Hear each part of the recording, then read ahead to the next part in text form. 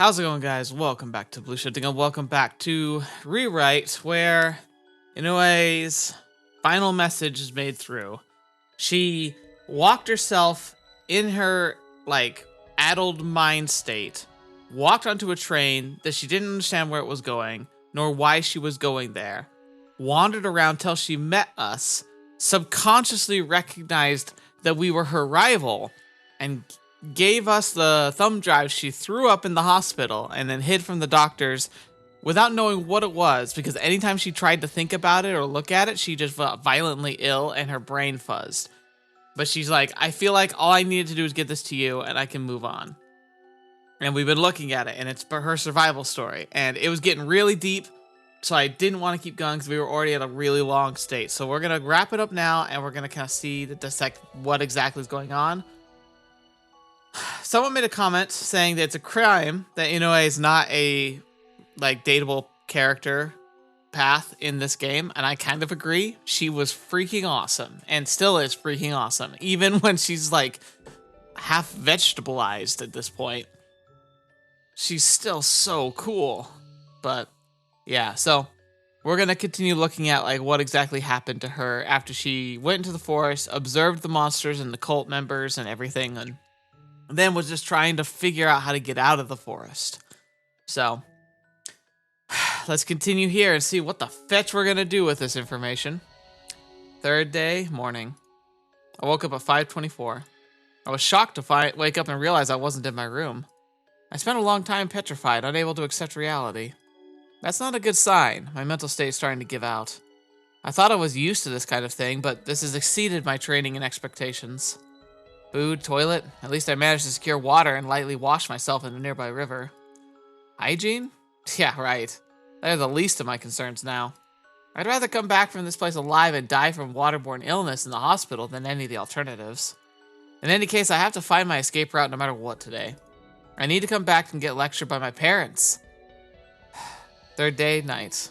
It's 1917. I'm still alive. My feet hurt. Probably shouldn't walk anymore today. Anxiety made me hurry my steps, which ended up straining my feet. It hurts like hell. It'd be the end of me if I ended up spraining my ankle. I have to rest for tonight. I still couldn't find the escape route. On top of that, unable to bear the strain of isolation, I ended up falling into a panic at one point. It probably went on for about 10 minutes. I ran all over, half out of my wits. I ended up losing some of my equipment. Oh man. That's sad, it's a real thing. You think, when you're sitting cushy at home, you always just be like, oh, I do this, I do this, I do this. No, when you're in an actual situation, I think 80% of the battle is mental. Even in the circumstances where you're running out of food, running out of water, when you're surrounded by monsters and things that are trying to eat you, it's your mind that's your worst enemy because it goes into that lockdown panic mode where it just doesn't know what to do. It was very regrettable action. I managed to preserve my food supplies, but I lost my hat, extra batteries, and map. I was saving those batteries for the flashlight in case of an emergency. My laptop and camera use special batteries that I kept in a separate bag, and I still have a lot of them. For now, all I can do is write this down. Pretty fitting for a journalist, I suppose. Damn it. If I happen to see one of those robed men tomorrow, I'll call them Beastmasters. I'll have to consider the possibility of surrendering. I don't know if that's the safest option, but if I keep this up, I might seriously lose my mind. I want to go home. I want to go back to school. I don't care if Tennouji makes fun of me. I want a normal life back. Why were we so prevalent in her mind? That's one of the things I don't get, and I think he doesn't get. It's I understand that she wanted to have a rival and someone to kind of measure herself up against, but why pick Tennouji of all people? Why Kotaru? What was it about him that stuck out for her out of everyone in the school? You think she would have picked another newspaper club member or something, not just a random quiet kid who seems to have a couple secrets. Dad. Fourth day, morning. I woke up at 4:47. I didn't sleep too well, still feel exhausted. I instinctively opened my eyes as soon as the sun peeked through the foliage above. I feel like I'm getting hypersensitive. If there's even the slightest hope, my mind ends up obsessing over it to an extent my other thought processes freeze. I really hope I won't have another panic attack. I ate some of my supplies. There's barely any normal food left. I'm seriously reaching dangerous territory here. I've heard that you can survive on a single bar of chocolate for days if you stay still and wait for rescue. I spent some time massaging my leg to set it out again. My feet hurt, and I feel anxious. At the moment, I really want to pray to someone. I desperately want something to cling to. What about God? I'd love to pray to a patron deity of journalism. But who would that be? Do we have one? I'll look it up if I come back home alive. 4th day, night. It's 1909. I'm still alive. I couldn't find a good spot for camping, but I can't move anymore. I've got no energy left. I encountered some monsters. They found me. They attacked me. I ran desperately and ended up here. It seems I managed to shake them off somehow. I'm doing my best not to cry. They might find me if I make any sounds. I'm writing like this to suppress my instinct to scream. I think these monsters are generally controlled by the Beastmaster, but I couldn't spot one. In any case, they definitely intended to kill me. The one that attacked me was creepy type that didn't look like any animal I knew. It suddenly felt an impact on my back. I checked it and torn my backpack. I got shredded by something like sharp claws. It seemed like I dropped most of my things I had in it, which means most of my supplies are gone. I only kept my laptop and camera since they were in a different bag. Quite ironic, isn't it? Now I really can't do anything but write. Out of food, I only have 1 bar of chocolate left that was the bottom of my bag. It was a good call to stick it so deep I couldn't easily take it out, so I'd save it for an emergency. I ate half of it. It's not even about meals anymore, I just need nourishment. And that's the nice thing, is it is calorie rich, but the problem is it's temporary calorie, like sugar. Like, she talked about how, like, yeah, you can subsist off the calories of a chocolate bar for a week, possibly. But honestly, if you were in a survival situation, protein would be the much better way to go. Not only would that actually help maintain your mental stability, but it would also, like, last longer and make you feel fuller. Another thing is fat, which the candy bar does kind of have, but it kind of has almost more sugar than fat. And in this situation, you need the fat more. The fat is something that can be translated directly into ATP energy in your cells. It can actually work as a fuel directly for you. Sugar has to be processed into fuel, and that means it's just not as efficient. Now, granted, glucose in your blood is important because that keeps the cells in your blood alive. So that in itself would help there, but again, it's short-term sugar. Glucose is the quick burn, is the quick energy. She's in a situation where she needs long burn energy. She needs fats. She needs, it's not saturated fats. There's another term for it. Like it's lipid chains. Yeah, lipid chains. The sweetness I hadn't tasted for a while struck me with the violence of a hurricane. My chances aren't the best. I'm well aware of that. I don't mind dying. But I wish I could at least do that within civilization. I wouldn't care if it was a disease or accident. I'd surely feel much more relieved if I was allowed to pass within the clamor of people. I don't want to waste away in some forest in the middle of nowhere. Who the hell had the idea to ascribe a gentle motherly image to nature? It's totally unmitigated nonsense.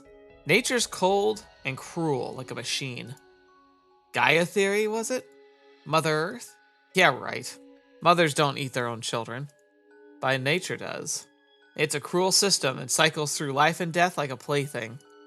The life of the individual means next to nothing here. I'm cold. I didn't drop my sleeping bag, but I got shredded along with the bag. I tried sleeping in it, but it's simply too cold with the holes. Could someone come save me already? Yeah, right. I really messed up this time. I really did. I really, really did. 5th day. It's 12:17, apparently. When did I fall asleep? When did I wake up? I don't remember either. When I came to, I was wandering the forest, dragging the shredded sleeping bag behind me. Quickly turned back, but couldn't find my camp anymore. Not like I had many supplies left anyway. I was pretty lucky I unconsciously brought the sleeping bag with me of all things, or maybe it was just part of me that didn't want to accept reality. There was still sunlight at the time. It relieved me. It made me feel better to think that I shared this warm sky with someone in the city. Felt like we were connected. That time I usually felt the calmest. That said, when I looked around me, there was nothing but darkness. The thick foliage merged above me, making the entire place look like it was full of tunnels. It's Some of them were pitch black inside, so merely passing through stressed me out. God, this is stressing me out. It's just reading it. It's like, did you want to sleep tonight? Well, you're not. You're not. Couldn't even tell which direction I was walking anymore. There's only one single piece of chocolate left in my bag. It looks like I ate most of it when I wasn't in my right mind. The human mind works in the most unpredictable and terrifying ways in extreme conditions. I wish I could at least have savored the taste of what will probably be my last meal. I'm treating the last piece like a charm. If I eat it, my last supper will be gone. I'll have nothing left. I look at my sleeping bag and wonder if I couldn't use it to hang myself. Wow. You know you're in a bad state there. I was already looking for easy ways to die. I realized my legs were hurting and checked over myself only to see most of the blisters had popped. I also apparently cut my heel since it was bleeding. Quite the condition I'm in. It happened because one of my socks got frayed and my heel came in direct contact with the shoe. And of course, I didn't have any spares with me. Wrapped my remaining shreds of my sock around my wound for some emergency treatment. This will probably be my last record. I'll eat the last piece of chocolate after this and challenge myself one last time. I'll walk until I can't anymore. Next time I stop, it'll probably be the end of me. If I die, I'd like someone to read this. It's not necessarily my journalism spirit talking. I just want someone to understand how I felt, even after I pass away. Everyone. Yuki, Tamako, Yuka. My beloved fellows, all women of boundless curiosity. Dad, Mom. And as for the boys, I don't know many now I think about it. Tennouji's about the only one. Well, whatever. Even Tennouji will do.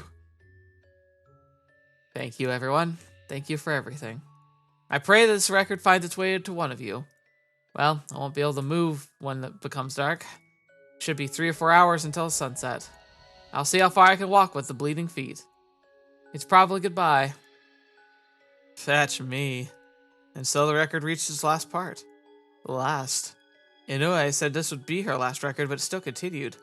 The text suddenly changes. Emergency. I can't believe it. What is this? We call an urgent meeting. By some stroke of luck or a miracle, I managed to get out of the forest. I glimpsed buildings through the trees. I climbed the hill. The relief I felt was unmatched by anything I've experienced in my life thus far. I began screaming out for joy. I probably would have died there if I hadn't turned out to be a hallucination. I was saved. I rushed to the city, completely forgetting my pain in my feet. I wasn't as close as I first thought, but I ran, mustering the last of my strength. The adrenaline high made me invincible for a moment. In any case, I finally reached a nostalgic place where I was surrounded by concrete buildings, not trees. But it wasn't the city. It only looked like that from a distance. From up close, you can instantly tell. It was like someone tried imitating our city by sculpting it out of stone. So she ended up in that weird place. That explains why she was lost for so long, too. Reference image, weird architecture. I almost thought it was some sort of attempt at public art. I think that's how much art projects are labeled. But this was too big even for that. There's no way anyone could have had the resources or time to recreate the whole city. And on top of everything, it had no people. Couldn't spot anyone in the streets or inside the buildings. It was so easy to walk on an actually paved road, but that was about it. The water fountain I found at the park was completely non-functional, as it, too, was clumsily sculpted from stone. After a few hours of walking and looking, I finally realized it hadn't been saved. This place had no electricity, water, or gas. It had no shops or even people. I borrowed a random house to rest it there. It was almost 200 hours. This is so weird. It was still bright. Actually, now that I think about it, I couldn't even see the sun, but it was bright. The sky was covered in clouds, yet bright enough to read a book with no help from artificial light. What the fetch is this place? Given the season, it should have been pitch black by then. Did I finally go out of my mind? Would this end up to be the last piece I saw? It was just my luck to discover such a mystery on the verge of expiring. It felt awful to die without solving it. But well, maybe not as awful as expiring all alone in the evil forest. I'll briefly investigate this place. Sorry, but I'm not quite done with my record yet. I saw someone. It was some men in robes. The weird people who seemed to use monsters to do their bidding. They passed right by me as I was making my last record. And they had one of those black hound monsters with them. It must have been very well trained as it calmly walked right beside its master. Those might be monsters too, but at least they looked like dogs. I've probably developed quite a smell by now, so I decided to keep moving. I snuck into a stone building and am now continuing my record. I probably escaped the worst for now, but my thoughts are scattered. What should I do now? What kind of situation have I found myself in? Hypothesis 1, I'm dreaming, aka, and I'm Alice in Wonderland. Hypothesis 2, everything is a hallucination, I'm Alice in Wonderland.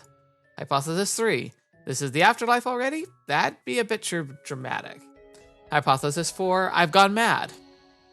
Hypothesis 4 sounds like the most likely. A city of robed men exiting somewhere in the middle of the forest, illumined in a gray, nightless world of sky with a sky that's permanently covered by clouds. Nothing makes sense. Am I actually underground? That could maybe explain... No, not really. A large underground space like this couldn't exist, and it was both too complicated and, most importantly, didn't make sense to recreate our city like this.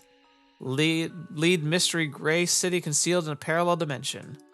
Yeah, right. No way. I can't just accept the existence of parallel dimensions like this.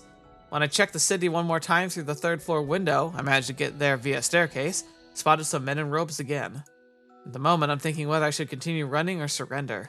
I'm sure the time to make that decision will come soon. Well, surrendering probably makes the most sense. At this point, honestly, it might be it. Like, yeah, you could just get killed, but you're not going to last long now. Gives me a chance to survive. At least they don't kill me on the spot. Just in case, I'll copy this record to an external memory card. I'll swallow it in case they confiscate my equipment. I'll leave the decision of what to do with this to the person who finds it. It's a dangerous lead, so better tread carefully. Throwing it away is an option.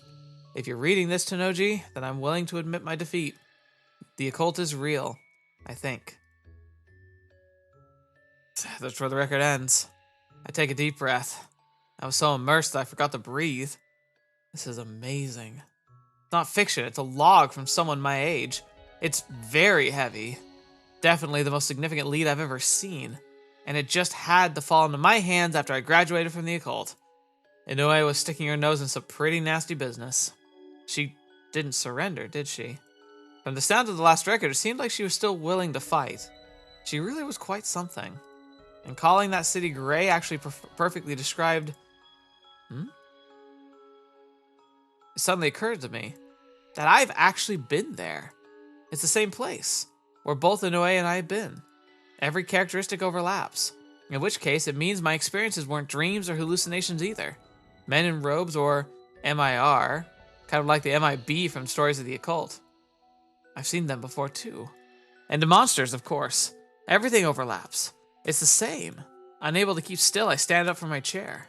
The route we took were different, obviously different, but we ended up in the same place.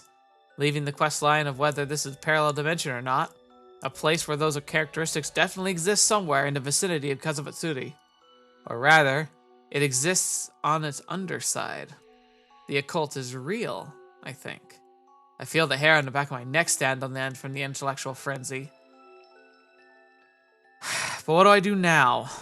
I'm neither a journalist nor a defender of justice, and I don't even know if these MIRs are bad or good. From the record, it sounds like there were quite a few of them, so there's definitely must be organized. If I assume them to be the bad guys, an average high schooler like myself severely lacks the means to actually fight them. Curiosity killed the cat, as they say. I probably shouldn't get involved. That's probably exactly why Kotori was worried about. I mean, parallel dimensions, monsters, conspiracies, that's way beyond me.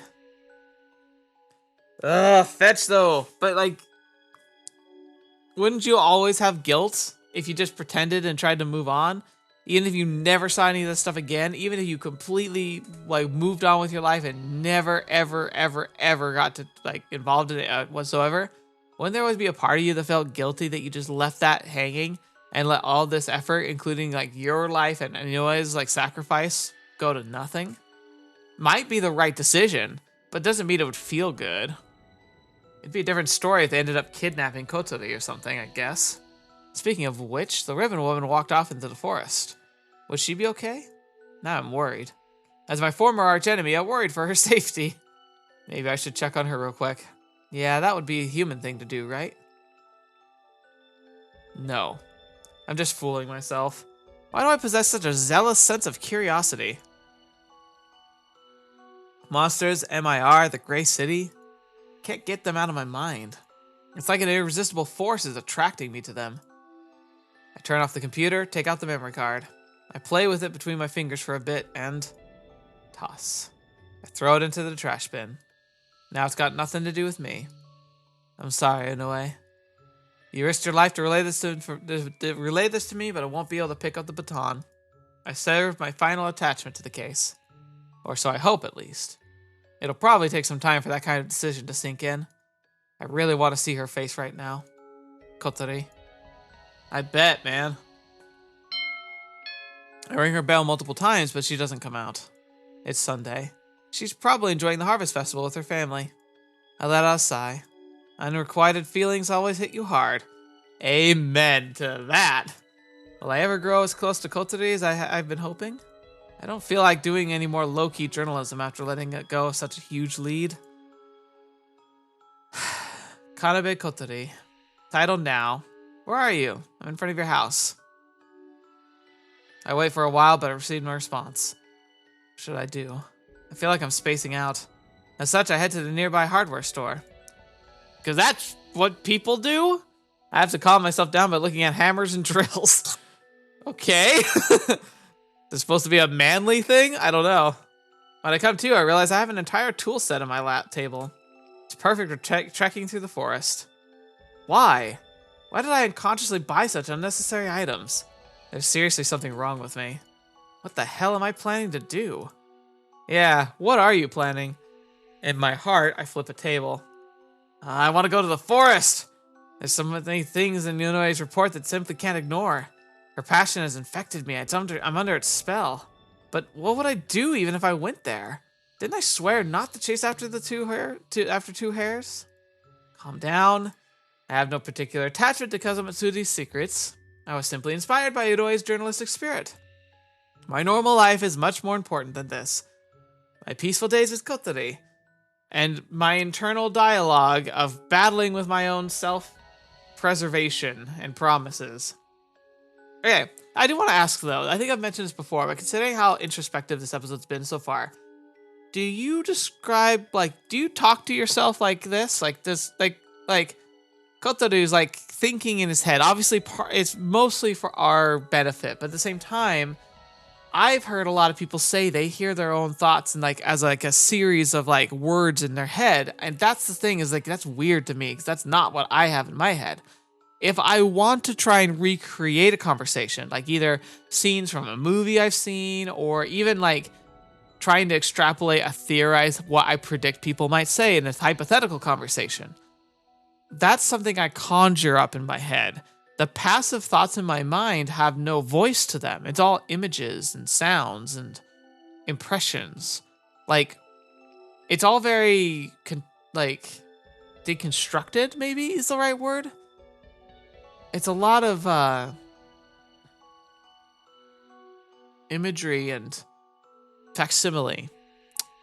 And it's really interesting because I feel like it helps me formulate and conceptualize my thoughts a lot better, like in a way that's communicable, the way that I can phrase it in structure it in a way that I find others keep track of and follow fairly well. It lets me think on my feet and speak with my mind, but I don't hear a dialogue going on. Like when you hear words coming out of my mouth, you're hearing them as they are like forming. I don't think what I'm about to say before I say it. So is that how it is for you? Do you think like a protagonist in a visual novel where you think in sentences to yourself, and is it in your own voice, like the way you think you sound? Or is it in a other voice? And if it's in another voice, do you know if it resembles something in particular? Or is it just your inner voice? And like because there's no manifestation of it, there's no like tone to it that you can really picture.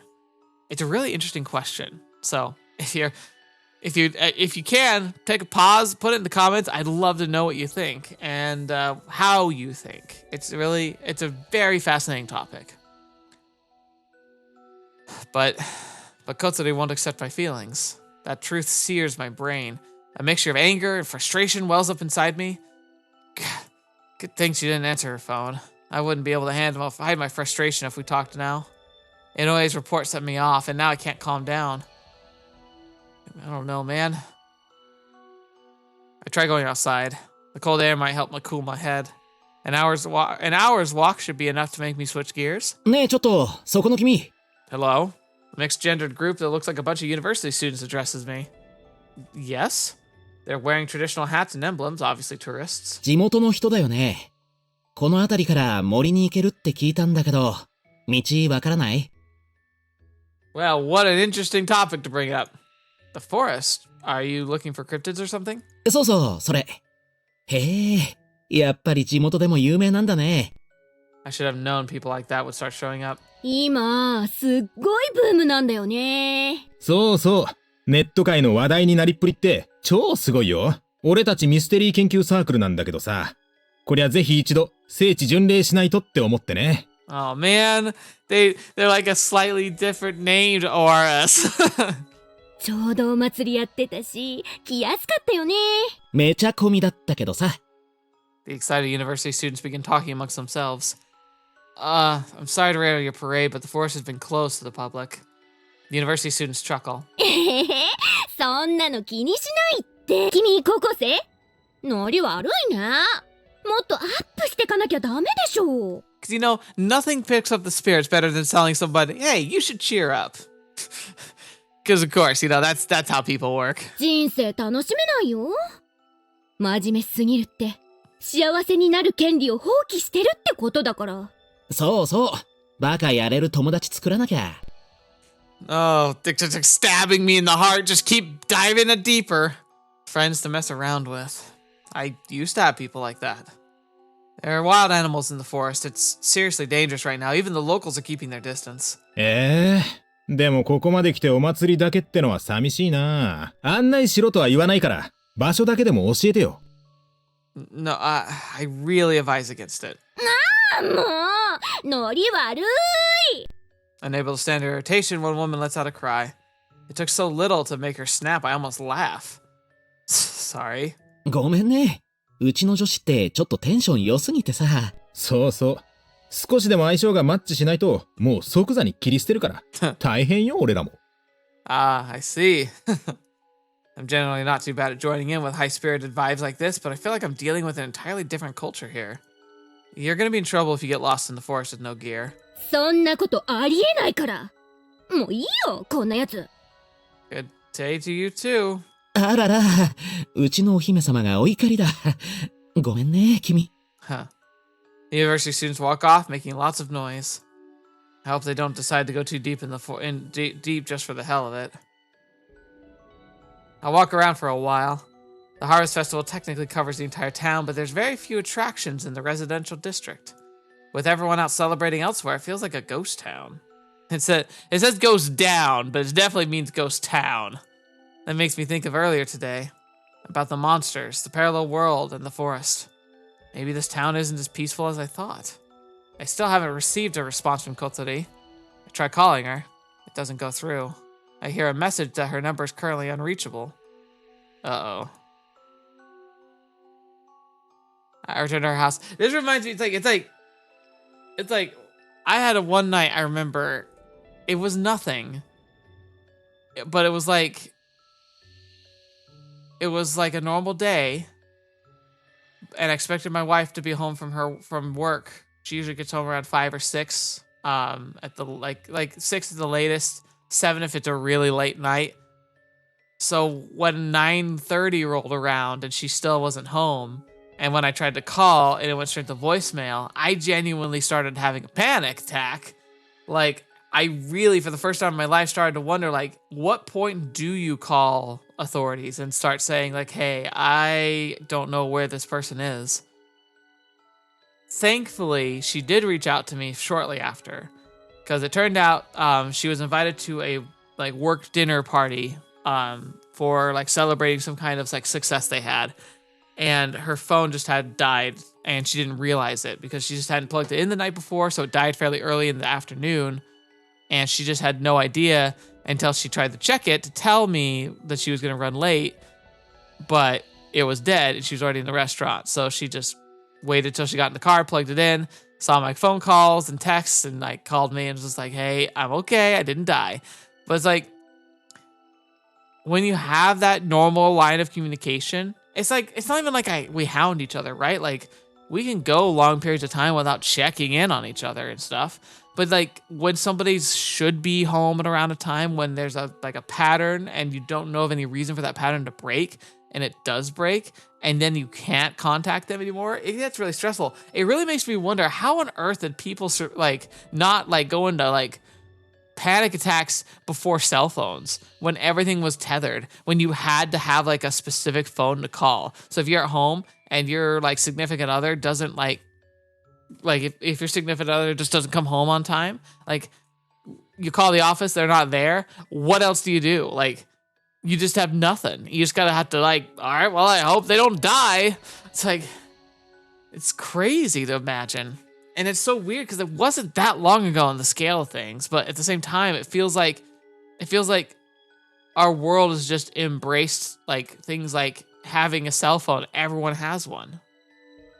I have a bad feeling. I rang the bell multiple times, but there's no response. Damn. Doesn't feel right.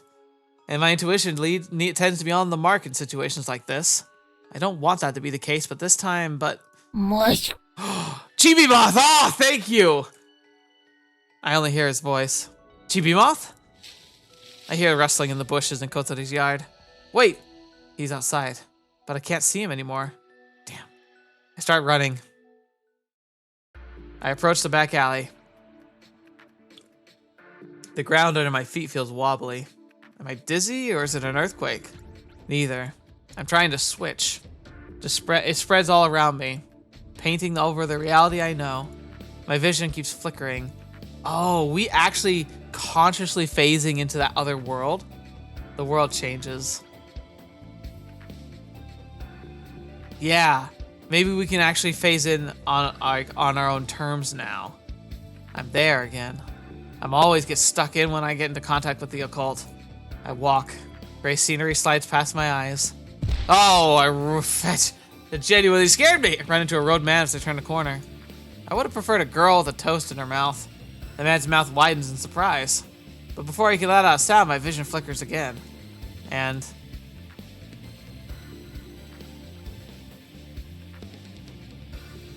what the fetch? Oh. Suddenly, as though I'm seeing an illusion, a view of the forest extends before me. What just happened? If that wasn't a hallucination, then I warped to the Gray City and then quickly returned to the normal world. Right. Maybe physical locations don't always match up between the two? Doesn't seem like a parallel forest exists in a perfect alignment with our city anyway. Now this actually is interesting because this is starting to align with the occult version of the Feywilds.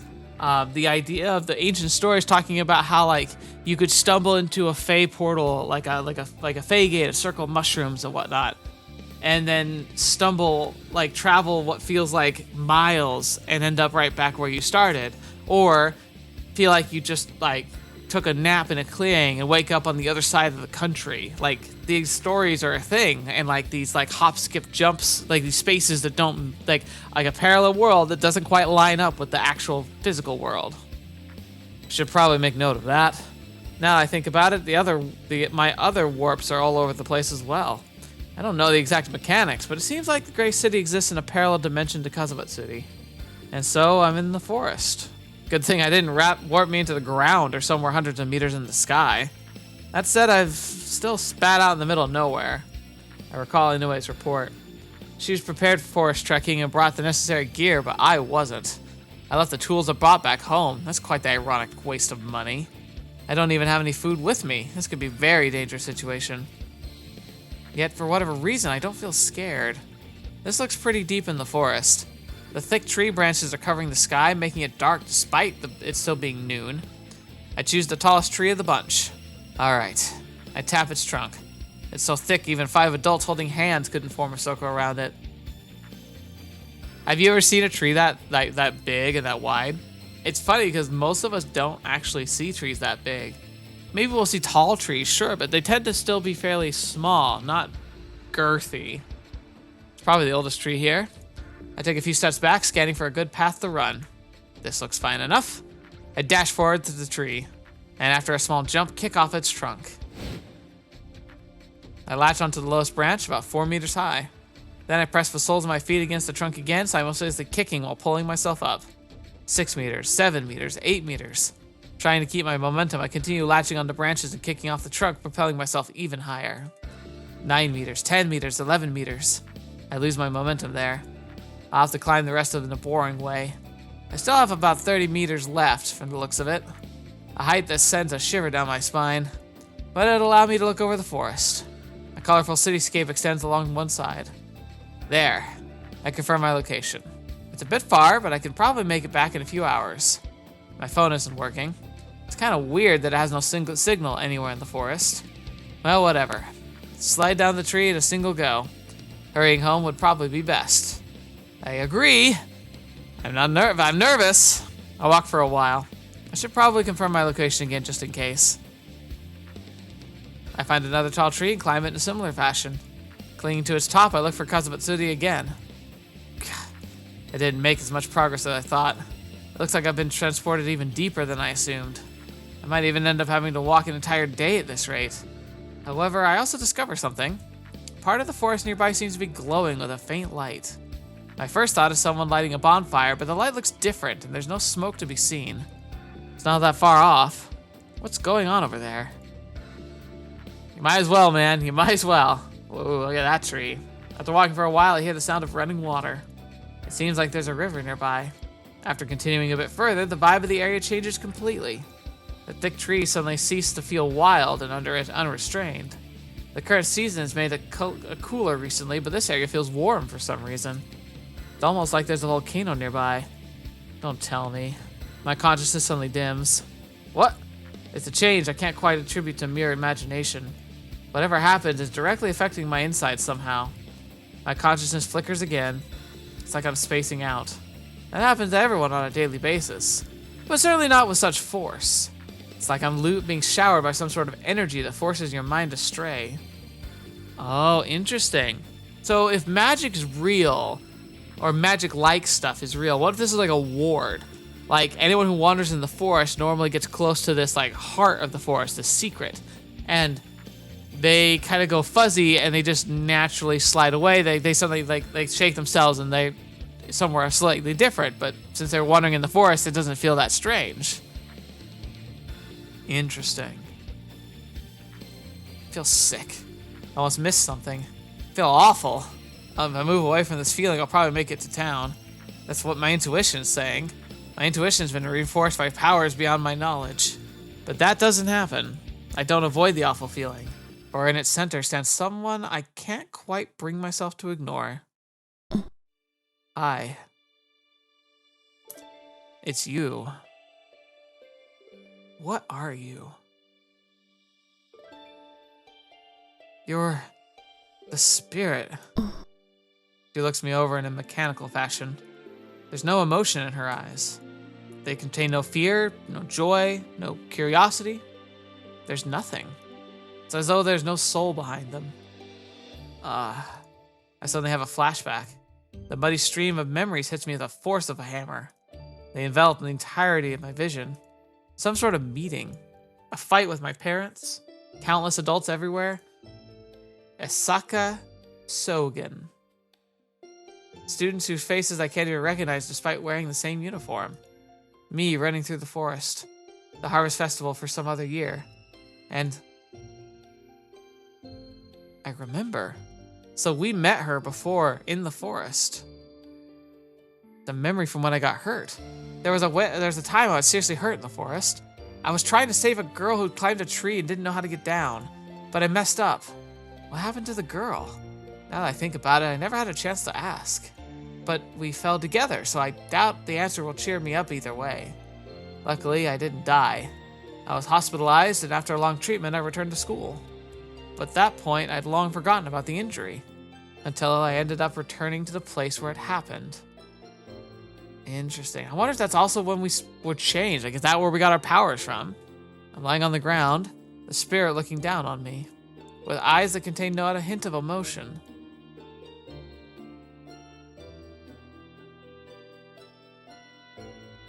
So, is this like now what's actually happening? Ah, they're the same. Just like back then. A consciousness sinks. Have I been possessed by her since back then? I never would have guessed we had such a long history. No good. I can't hold on. To my consciousness anymore.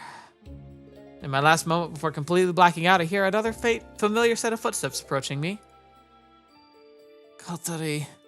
I exhale and release my consciousness. So she's in the forest too. What is happening? お願いします。どうか、お願いします。力を貸してください。お願いします。誓いを捧げますから。Oh. Was it Kotori that we rescued from the tree?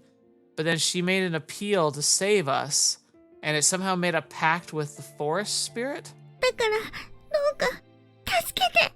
誓いの言葉、捧げます。空が落ちてしまわない限り、私はお仕えします。だから、この人を、お願いします。もう何も、私から死なせないで。血を止めて、命を戻して。Who is this? 動いちゃダメ。Why am I here? 喋ったらダメ。今、傷口を閉じるから。What happened to me? It's so cold and I can't move. これ、私にこれを使うの？それで、助かる？ That voice, is that you, Kotori? Kanabe Kotori? 小太郎くん、治療するよ。What happened to me? Did I mess up? きっと苦しいけど、我慢して。絶対に、うまくやるから。今度失敗したら、私は、あなたたちを裏切ります。Against you all you what? What? やるよ。 I feel pain akin to searing iron piercing my body. Must be screaming like mad. It's pain I can't possibly stand. My consciousness shatters into pieces, twists, and severs itself. Insane pain has the power to separate your mind from your body.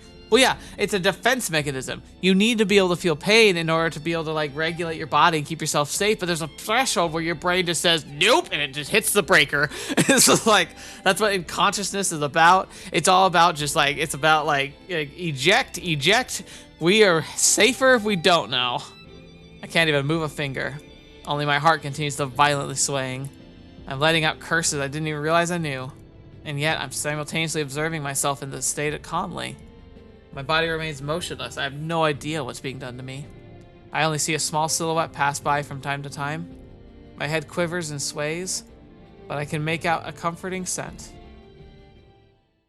Okay.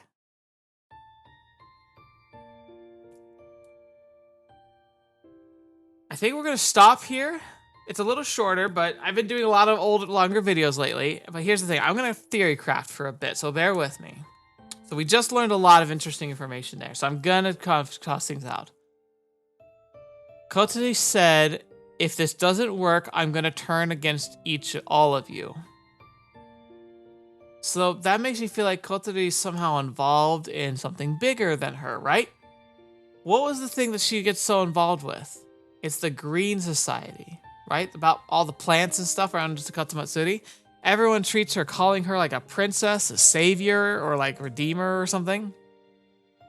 And she just goes with it. What if they are this weird cult group, right? So the hooded figures are part of some weird green peace society or something. Well, they have monsters too. I don't know what that's all about. But like something to do with like the forest. And for some reason, Kotori's got some kind of like, we know she's got some kind of power, right? Like powers are definitely a thing. And Kotori seems to have like a super green thumb. Like she can take plants that she plants and they grow like within a few weeks. Like I remember saying like back in episode like 2, that's weird. It's cool, but it's weird. So maybe she has some kind of power over plants. And so if there's like a super hippy dippy cult, they would love that. And perhaps they kind of wanted to strong arm her to being a part of their group or like part of their whatever it is they're doing. And so maybe she made a deal to save Kotaru when he made that mistake trying to save her and was gonna die. Like, it sounds like snapped his spine, bleeding out, gonna die. And so she made a deal saying, like, if you harm him, like, I will like turn everything against you. Like, if she somehow has a connection with nature in a sense that she can, like, oh, wait a minute too. Okay, hang on. Chibi Moth, right? Chibi Moth's weird. He's way stronger than he should be. He's way more intelligent than he should be. And he doesn't look normal. We've also seen other weird dog-like things that don't look normal, those monsters. So what if Kotori is involved with that group and is a Beastmaster herself? But because she's Kotori, her giant dog would be a cute, fluffy little bear creature that's super nice because that's who she is. And so she summoned it or controls it as a kind of guardian, a protector, or maybe she was coerced into having it. But it also has some kind of like glamour about it that makes it so for most people, it just looks like a dog. Because even Akane mentioned it looked like a dog. Or maybe she was part of the lie. Was she part of that group? She doesn't seem like she'd be part of like a hippy dippy group. But then again, the giant dragon thing didn't attack her. It didn't even acknowledge her. So maybe it did see her as an ally, and then maybe she is part of the weird creature cult. And so maybe she was just playing along the whole time. So if Kotori's been involved in all this, she wouldn't have been all that surprised by what she saw in the forest. Maybe surprised at how far things went or what like that creature tried to do to Kotaru. But she wasn't surprised by it. Which also might explain why she tried to kind of cover it all up, right? And she didn't want us getting involved anymore. But she clearly believes things that, like she made us the mammoth, like, protective charm, right? She obviously thought that worked, so she kind of believes, but she just doesn't want us touching it anymore. What if the group said, he's learning too much, we might have to get rid of him, and she said, no, you won't touch him, I'll make sure he stays away. And so she made him promise not to do it. And then maybe that's also part of it, because I think Kotori has feelings for Kotaru, but maybe it's part of that deal that she made to keep him alive. Maybe she's agreed to do something or be part of something that she can't afford to let him be involved in. Maybe it's going to take her away from him permanently, whether she wants it or not. And so, like, while she would be interested, she can't bear to make that promise, which is part of why she was so upset when he first confessed to her. Because she wanted to say yes, but she couldn't because she has obligations and believes that, like, it would cause more pain for her to say yes than to say no. Because that's a thing that happens. And she might be really heavily involved in stuff. That, like, stuff kind of starts lining up when you think about that. But then, what's the moon spirit got to do with all of that? Because she seemed to recognize it, and she got scared. Like, she didn't want us to interact with her. Like, she told us to stay away from her. And then she wanted desperately to protect us. So maybe that thing's part of the cult too. Maybe they worship her. Like, if she's part of like a moon spirit, maybe they worship her. Because like, especially in Japanese tradition, like Shintoism and stuff, like the idea of like spirits living in the mountains that you worship is definitely a thing. What if this is like a saying, like, what if that were real? Like, what if there was really a deity that like lived in the mountains of Kazamatsuri and had something to do with like the rampant growth and like just the greenery, and they worshipped her, but she's not human. So even if she takes the form of a human, she's not one. And it's something Kotaru keeps picking up on. It's like, you're not a person, but even though you look like a girl. So they protect her or worship her or something. But Kotori, knowing what she was, didn't want us interacting with her for whatever reason. Why? Why would Kotori be so determined to keep us away from that girl when that girl also seems at the same time so determined to somehow be close to us? Like, why does it want to be with us? It's been sneaking into our room, it climbed into our bed, and when we found her in the forest, both times. She apparently was there when we hurt ourselves, and she was there when, like, just now. And then she didn't say anything, but then again, maybe she didn't. Like, I kind of got the feeling that she was, like, blasting memories into his head as a way to try and talk to him. And there was a name that popped up that maybe was a name that she has for herself or whatever. I don't know. God, there's just so much. But I feel like a lot of stuff just suddenly socketed right into place. Like, I probably sound like a madman, but a lot of the weird stuff that I've been noticing is finally kind of, there's a through line that's starting to make sense there. And I think the real clincher for me has got to be Chibi Moth. Chibi Moth is Kotori's version of one of those weird monster dogs, and that's got to mean that she's tied to that cult somehow. But why? Why would they be so involved? And, like, that also could explain Akane. If Akane's part of that group, she having all that authority around the city council and being able to, like, make stuff vanish would make sense. If the cult controls a lot of Kazamatsuri, it means that people in all the places of business and like, a government would all be part of the organization. But why would she have so much sway? That's another thing that doesn't make sense. Like, why would she, a high school girl who doesn't even go to school, have sway enough to be able to tell the adults what to do? But then, and also, like, why did she never, like, I swear we had to introduce her to Kotori. So why did that? Like, it sounds like, wouldn't they have known each other? I don't know. Okay, maybe this is maybe all my theories just hot air to begin with. Anyway, I've been rambling for so long, and maybe I just literally disproved myself. Oh, I thought I was onto something there. But the logic isn't quite there. Maybe there's just, there's gotta be, like, obviously there's gonna be more we're gonna learn. So, like, it's kind of in fortuity, but, like, I'm frustrated. I want to tell you what I'm thinking. Anyway, we're gonna wrap up here. Thank you so much for joining me. This was an interesting episode. Inoue was a champion. Like, grand salute to her for being one of the most inspirational characters of this game so far. The weird parallel world hopping reminding me of the Fae. Again, it's also another thing. Like, the Fae tends to be a lot focused on the natural world, and they even have stories of things like oversized wolves and dragons, and so maybe that's what we're seeing here. Maybe this is a manifestation of Celtic lore, but, like, what if it were real and still, like, active, and people, like, worshipped it or were druids and stuff? Maybe that's what the hooded figures are. They're not just cult members, they're like druids.